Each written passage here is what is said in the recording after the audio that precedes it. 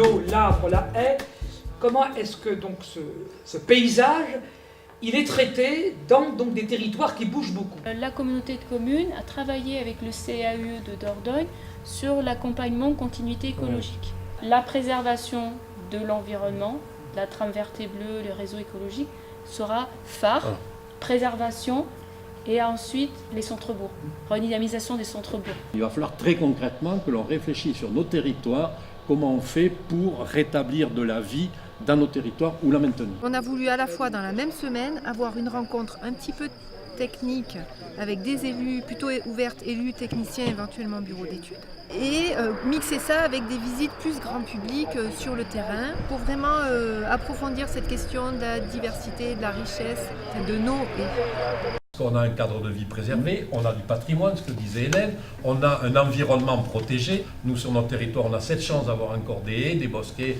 de la forêt, etc. Les gens, ils viennent, ça veut dire qu'on a un territoire qui est attractif. Et ça, il faut que nous le gardions. Si à travers l'urbanisation et notre schéma d'aménagement dans le PLUI, nous détruisons ce qui est notre richesse d'aujourd'hui, ben demain, nous n'aurons plus que les yeux pour pleurer.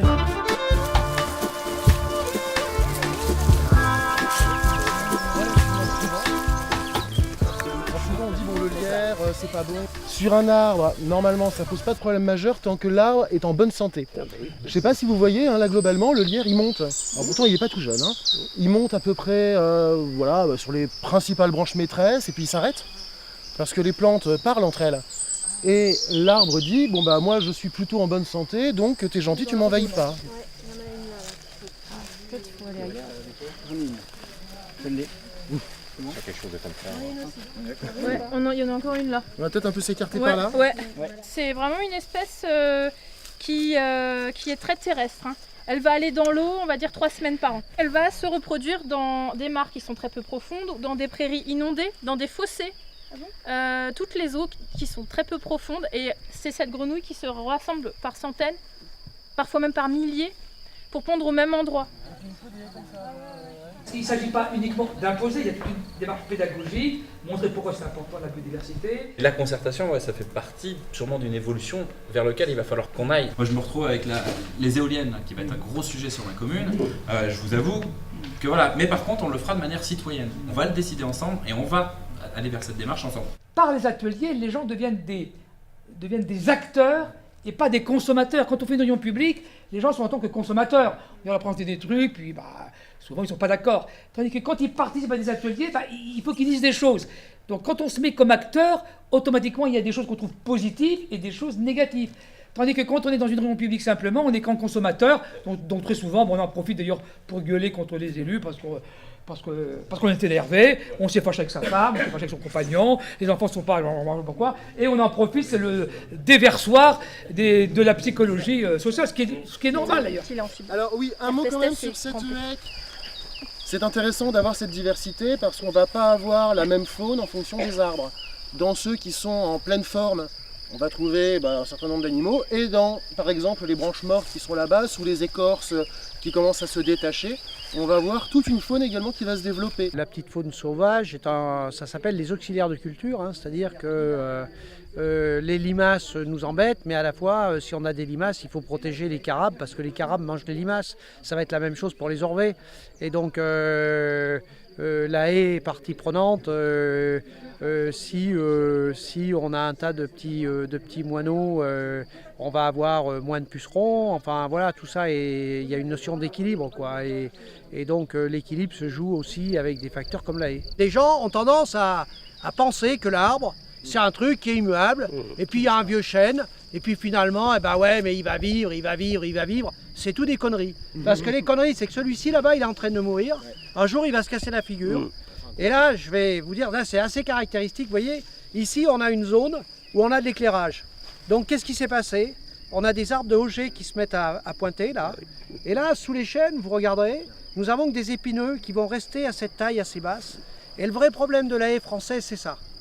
C'est-à-dire que vous avez, par exemple, la région de Gouzon, par le nord de la Creuse, là, vous allez avoir 2 strates. Vous allez avoir les grands chênes et la haie taillée. Et il n'y a pas l'intermédiaire. Je dirais que c'est pas exceptionnel, mais disons que c'est pas la majorité des haies. On n'a pas vraiment évoqué de solution sur vraiment les corridors écologiques. Comment ça va être mis, par exemple, sur la communauté de communes en place cette notion de corridor, essayer de préserver le paysage concrètement?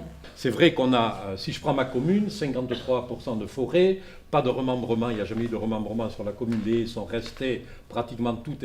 Le problème que l'on a, c'est même des fermetures de paysages, c'est-à-dire de l'envahissement par de la broussaille, de la mauvaise végétation, parce qu'il y a de la déprise agricole.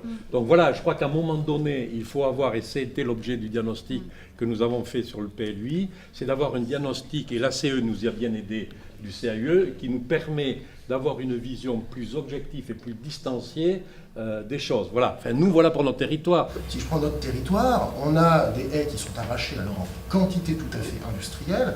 Je le vois là sur le nord de la souterraine, mais on en discutait ailleurs sur le département. Il y a plus de haies qui sont arrachées que de haies qui sont plantées. Donc l'environnement ne doit pas être le parent pauvre. Et donc il y a aussi un travail de sensibilisation, d'information du public pour leur faire comprendre que s'ils veulent avoir une qualité de vie, et c'est ce qu'ils recherchent en venant souvent sur nos communes, c'est aussi parce qu'il y a cette richesse patrimoniale-là. La préservation, la requalification des centres-bourgs et la diminution drastique des zones constructibles peut amener un surenchérissement du coût de l'immobilier dans les centres-bourgs qui fait que ça pourra faire en sorte qu'un certain nombre de gens, parce que les gens en Dordogne et notamment sur notre territoire, il y a des usines qui sont payées au SMIC.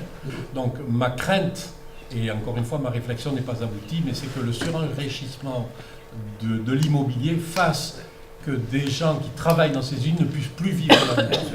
Et ça, pour moi, c'est une véritable crainte. Et beaucoup plus importante que de savoir si je vais... Alors, je vais être un peu rude là, mais si jamais il me faut 300 mètres de haies de plus ou de moins. Aujourd'hui, les questions doivent se poser globalement. L'environnement et l'économie doivent travailler ensemble. Les modes de vie posent des nouvelles questions. Et le bien-être, en fait, les gens veulent être heureux sur Terre. Et la notion de bien-être, elle est très qualitative.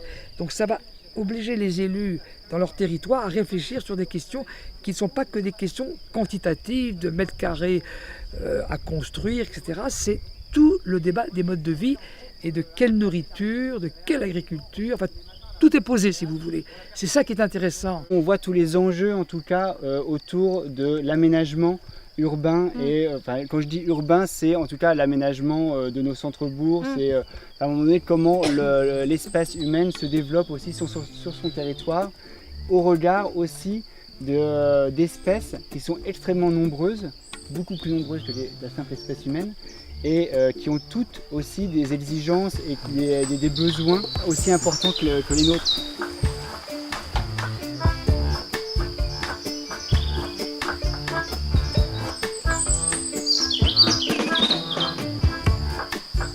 En fait, on a tendance à considérer que la nature, c'est ailleurs, alors qu'en fait, on est dedans.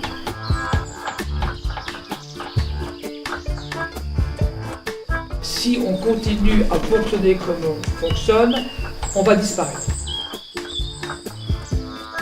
Le gratifiant, c'est de construire un avenir pour nos enfants et petits-enfants, et de construire un territoire sur lequel il fait bon vivre, et sur lequel on puisse retrouver du sens à la vie.